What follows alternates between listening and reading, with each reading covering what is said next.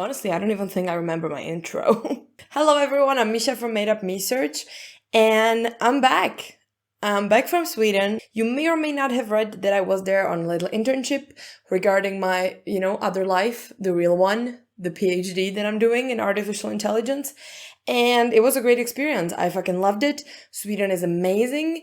But I don't know. Today is a little catch-up video. I wanted to do a little late night get ready with me, I guess. I don't know what I want to do with this video. I have honestly no idea. Excuse me if I'm walking around too much, but my video setup is very much bad. I'll just use something that I bought there and that I used a lot while I was in Sweden and I really liked them. And maybe just, I don't know, tell you a bit about them. Maybe tell you a bit about how I was. I don't know, I'm not really into chatty videos, are you? So we got the 24-hour weightless H2O matte primer from the Beauty Act by Kix. That's like one thing that I was kind of surprised by is that Sephora is there only in very few cities that are like really big. And the city that I was staying in, which is called Linköping, which I don't think I'm pronouncing correctly to this day. It is like a 5th largest city in Sweden, which admittedly, not that large. As you can see from the name of this, by Kix, it means that there is a chain of like makeup stores called Kix, which does carry a lot of stuff. This is their own brand. I didn't try a lot from them because I didn't really want to overpack my already overpacked suitcase. But this primer I really liked. It's very hydrating, but at the same time, it doesn't make you feel greasy and it kind of like holds in the grease.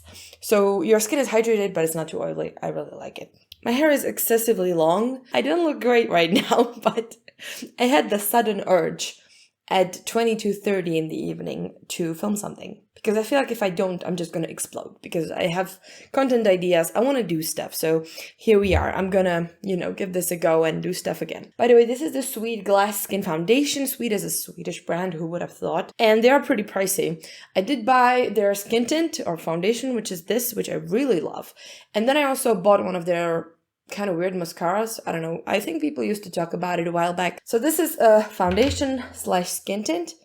I would call it like light to medium coverage at best. But quite frankly, it is a really nice formula.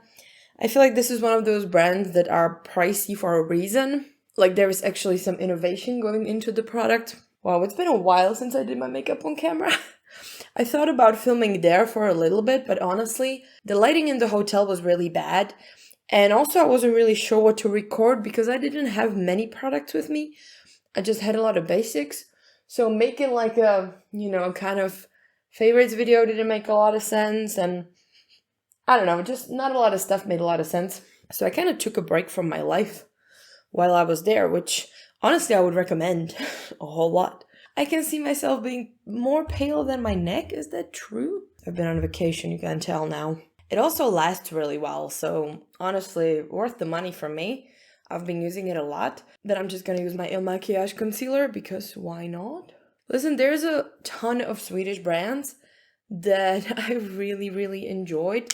I really fell in love with the Linda Hallberg cosmetics because, those products are just so amazing. I wasn't that aware of the brand, but my sister was, and she told me about it before I was leaving. So I knew that I'll definitely have to try some stuff, and I did, and it's all amazing. Speaking of makeup, I was really surprised at how they sell makeup in general. Like you don't really have like a dedicated drugstore like you have in the Central Europe in most countries, but they have everything everywhere. You walk into an H&M and you have a full-on display of Korean cosmetics there, just like being there. Same thing with makeup. You have like all different brands basically anywhere, and you never know what you're gonna get. Like in every clothing store, you have like a huge display of different makeup brands. Of course I visited Stockholm, and of course I went to Sephora there, which was a great mistake, by the way, because it was the day after a holiday and it was full of people.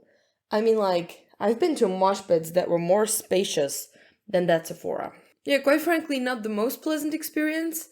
And also, I didn't really get a lot of super unique stuff. I feel like Sephoras are really becoming like the same all across Europe, which I guess it's great. But at the same time, I always enjoyed the going to a different country, finding a Sephora, seeing if they have any funky brands. And that's kind of gone now because we have even Charlotte Tilbury in Czech Republic now. which was like one of the last missing huge brands, and now it's just really hard to find something that really stands out, which makes me a little sad. There we go, a bit more bronzed, For the blush, I'm gonna use one that I also bought there. This is the Maybelline Sun Kisser blush in the shade City Sizzle. I gotta say the shades on this blush were a little bit weird. I feel like they were all really more highlighters than blushes. It just wasn't sitting right with me. Like, the shade range was kind of pale, a little too shimmery. Like, I didn't have many shades to pick from when I wanted like a really, like a blushy shade, at least a bit. This blends out quite sheer, as you can tell, but it's... What is it doing? Why is it doing these patches? Come on. I'm not gonna lie to you, I haven't been the most happy with this blush. It's not a bad color, it's kind of like one of those sunburn, a bit tan, a bit too long in the sun colors, but I'm just not sure this style fits me. I'm gonna go over it a little bit with my foundation brush to look a bit less crazy, but still pretty crazy if you ask me. This video is gonna be a mess color-wise, okay? I'm sorry in advance, but I'm all out of my editing game right now. Another thing I bought there and loved there, back in Sweden, it's the Linda Hallberg blotting powder, which for some reason works really well for my under eyes. It really makes them nice and smooth the whole day. I fucking love it. No, and just overall, like most Linda Hallberg products that I bought were absolutely bomb. And I'm just gonna set my face with the Lumen color correcting powder. I don't remember where I saw that this is good, but I saw it in a store. Lumen is a Finnish brand. And I just thought, you know what? This looks really smooth and nice. And it actually is. It does remind me a lot of the Charlotte Tilbury powder. It really like smooths you out and gives you like a really nice airbrushed look, but you don't look super flat or matte. Next I'm gonna do my brows, which is gonna be very fast. I got them laminated like 2 weeks ago, so they're looking pretty good. They actually grew so full because I wasn't fiddling with them while I was gone. So I'm just gonna use the Fluff Up Brow Wax from Benefit. The shame is that this never worked for my brows before I got them laminated. I just didn't find it had enough hold. But now it works really well because the brows are a lot more submissive. I don't know how to describe that. My brows are really asymmetrical though, so even though they are laminated, it is still a challenge. I really like that I don't have to do anything to them. I dye them, I laminate them. That's it. It's the best thing I started doing. I'm gonna use my Fenty Beauty eye primer. I'm almost out of it. I'm working on it really hard because I haven't used up a product in a while. Alright, so we spoke about the cosmetics. We spoke about the Korean skincare, which I was so thrilled about. I bought stuff there. It was so easily accessible. Insane. I'm gonna use this Sugar and Grunge palette from Blind Bunny Cosmetics because I did have it in Sweden with me and I used it all the time. Yeah, so another thing that I noticed is that not a lot of people were actually wearing a lot of makeup there. They really were kind of... Okay, listen. I don't want to insult anyone, but in general, in the city that I was in, a lot of people were kind of looking the same. Like you were filling in a template. A lot of people wore very like blend basic colors, just no patterns, nothing too extraordinary, not a lot of makeup at all. And I did find it a little boring because after a while, you realize that a bunch of people are just wearing the same stuff and, you know, having the same bags, same shoes, same everything. Like, I don't know. Like, I don't want to be mean because I don't think anybody looked bad. I just didn't see as much diversity as I see here now that I'm back, which I guess is a culture thing. And I mean, sure, all of the people look very classy. I gotta give them that. Like, my ass could never look that classy. Yeah, it was an amazing experience. I was working there at the university with their research team, and it was a great deal of fun. It's wonderful seeing another workplace and how different it can be to the workplace you're in, which I never thought it's going to be such a difference. And also you realize how small your research community actually is, because some of the people there I met once, and they remembered me a little too well for my liking. But it was incredible. I would honestly recommend this experience to everyone. If you're doing a PhD and this is something you can or should do, definitely do it. Wonder how many people who watch this are doing their PhD. I hope at least one. Yeah, I'm not doing anything crazy with the eyeshadow. I just want to kind of prep a base for this one liner that I have.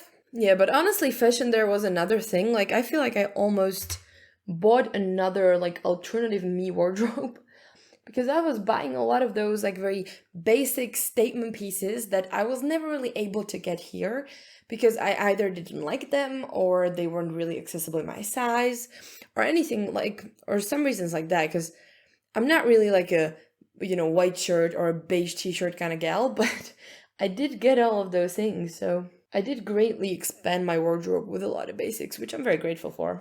I was actually surprised how much I enjoyed it there. I don't really have any, like, short stories on top of my head that I could be telling you right now on camera, but I gotta say that I definitely do have some stories. So if you would be interested in hearing some of those, I mean, I don't know, leave me a comment or something, ping me on Instagram, I don't know. Overall, it was a really nice experience just getting away from your everyday life and trying to see how people do it differently. And if you were on your PhD for a long time, and I've been for 4 years now, it's a lot of time to get kind of stuck in your habit, in your research, in your routine, in your workplace. Like, you're not moving anywhere. You don't see any new direction, basically, because you're about to, like, end and then you don't know what to do with yourself. Do you go to industry? Do you continue the research? It's a lot of stuff on your mind. And then I think it's kind of a nice time to just fly off somewhere else and educate yourself on how it looks somewhere else, in a different group with different people. They may have different approaches, different management, and it's like really enriching to experience something like that. And I'm very grateful that my university gave me the opportunity. Now I sound like I'm being sponsored by my university. I'm definitely not, but it was a really good experience. And I'm actually, like, now I'm really happy that we have it. I didn't even want to go when I was supposed to go, like, a couple years back, and we were talking about it. I was trying to avoid it at all cost because I just couldn't stand the idea for some reason. Being away for so long, somewhere, I didn't even know where I wanted to go. And then I met this wonderful group of people that had kind of, like, invited me-ish, and we really hit it off, and I'm really glad that I went. I'm not sure if this is everyone's experience, but it's definitely my experience. All right, now we're gonna do some glittery eyeliner. Oh yeah. Listen, this is the new Made by Mitchell Make a Mark glitter eyeliner. It does have a brush tip, which is absolutely incredible. I have 3 shades. I'm very much contemplating to get more because it's wonderful. It's really easy to work with and it looks really nice. Look at that eyeliner. I'm not sure how much it sparkles on camera, but trust me, in life it sparkles. Listen, a minute back I was speaking about the Weird Sweet mascara. This is the Pro Lash Lift mascara, and you may have seen it at some point in your life. It looks like a little brush. Now, the most mysterious thing about this mascara, when I was in Sweden, I used this every single day since I bought it. I never got any mascara on me, ever. Now that I came back to Czech Republic, every time I use it, I stab myself in the eye, I wipe it on my face, I do something so dumb. I don't know how is that happening. I guess it has to be the air.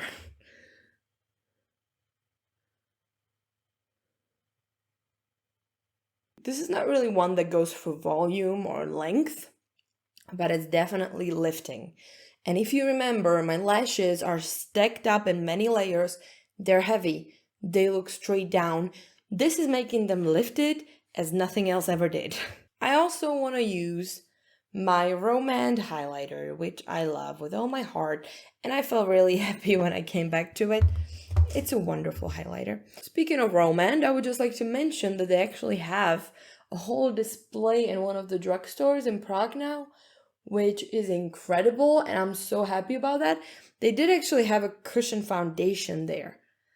It was all sold out, but I'll get my hands on it one day. But this is a really neat highlighter.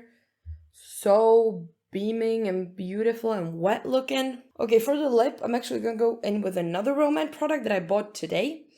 And this is it's the Lasting Melting Balm in the shade Sorbet Ball.